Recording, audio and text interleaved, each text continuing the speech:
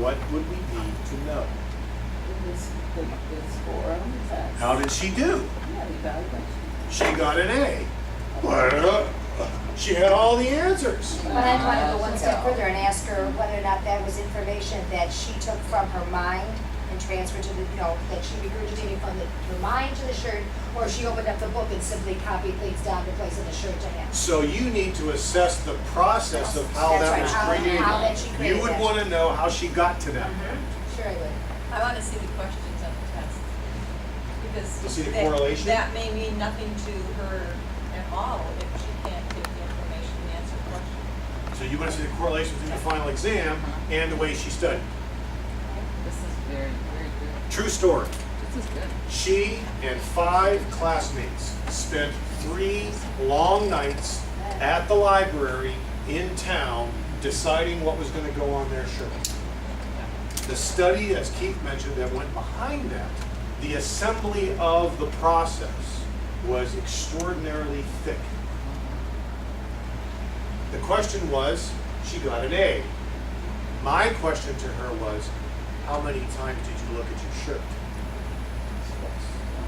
If that. I bet. So that probably gets to your answer. Was it relevant or did it correlate? If she didn't have to look at the shirt, then through the process, she embedded the information. Right, that's right. to get to the test. Because there's a tremendous amount of organizational process that I would assume her brain went through just to organize that Yes. in some type of discernible fashion, so that when you do look at it, it makes sense. Or sometimes it's just, oh, it's in the orange section. Oh, yeah, I remember. Yeah. And it's not even have to sometimes read the specific detail point. It's just, oh yeah, it was the next chapter. That's all you need to trigger that little extra tip of now I get it. But I am professional at university. I maybe use that method for analysis. For example, they put the concept of the picture and I ask them to analyze the information. Not necessarily that they tell me specifically what the information of the picture. Maybe I ask them. And so through the analyzing, again, their brain is processing now in ways that perhaps it wouldn't have otherwise. And even the kids who came in with information on both sides of the shirt, they had answers on their back. The first thought was, oh, that's for my friend who sits behind me, right? You can pull your arms in, spin the shirt around, and put your arms back in. You don't have to write it as small. Was your daughter exposing herself though every time she was doing? It's not on the back. Oh, it was only twice. It was only twice. Maybe that's why she did it twice. Well, she took it off the sleeves. You notice they also use the sleeves. No one's talked about the fact that they actually utilize the sleeves as well. But the point being, my friends, that there's a new mindset. There's a new set of thinking and thoughts that I would hope that through the enterprise, high school enterprise, we are encouraging kids to think and process in different ways and not necessarily get trapped into what you and I are familiar with. Okay? That's a key message from me today. To really help us through the enterprise process. Yes, it's about putting together an organization to do something or for something.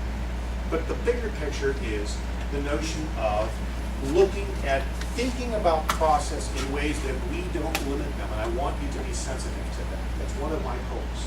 That whoever they're involved with, and this is one of my concerns, and we do a lot of work with the foundation with engineers.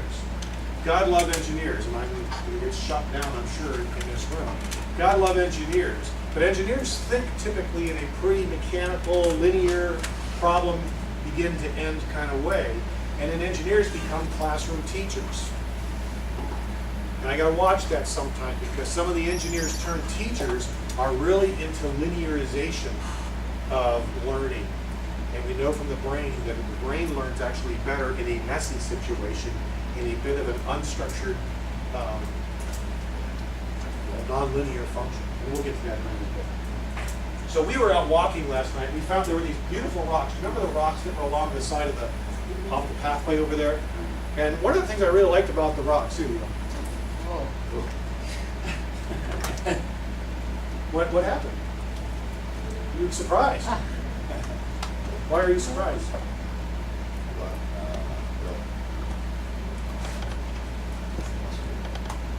was everything. Thought it was heavy, but it's not heavy.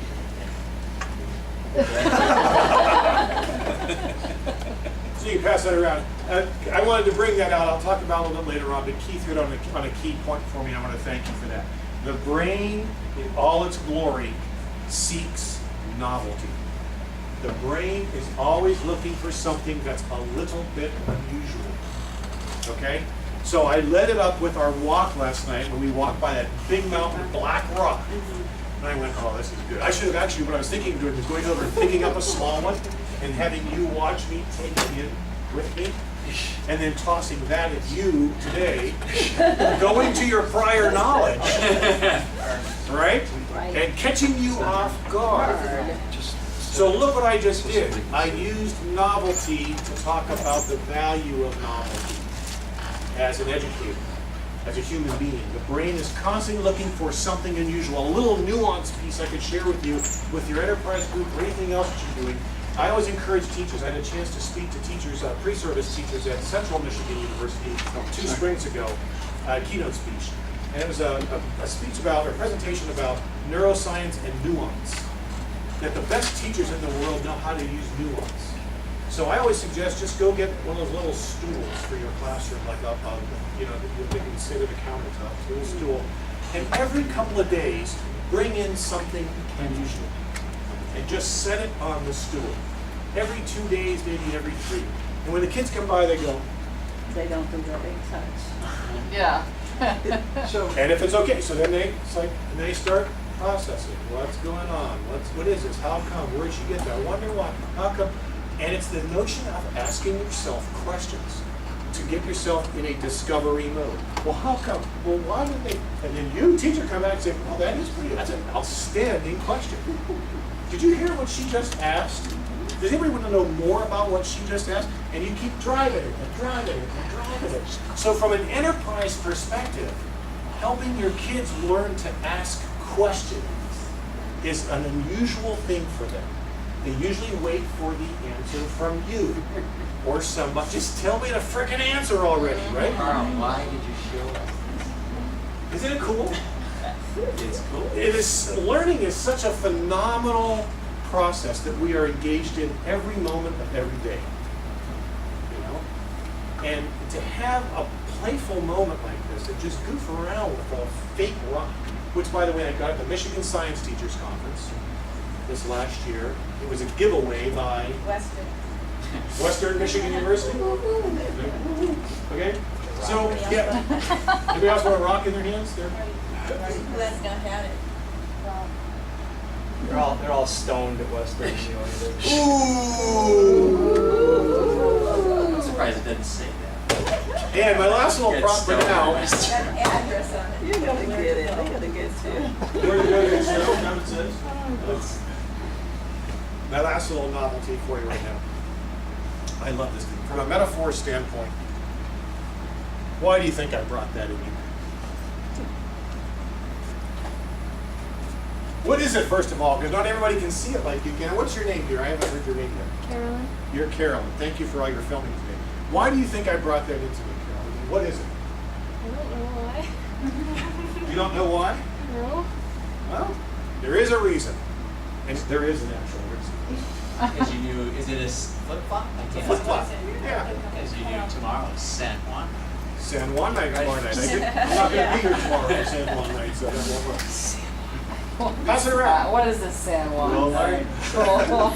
cruel and appalling. It's how another one of your kids' Includes math cocktails, physics. count me in. Because this schedule at 9 o'clock. Remember, this is says being filmed, just for cocktails. whatever it's worth. Oh, Okay. wow. What did you say? I'm sorry. Southwest. Southwest what? Oh, your Airline. favorite airline. Southwest Airlines. Yeah, I mentioned that. So what's unusual about that? What would Carl have a reason to bring in a flip-flop? It's not from the A, same shape.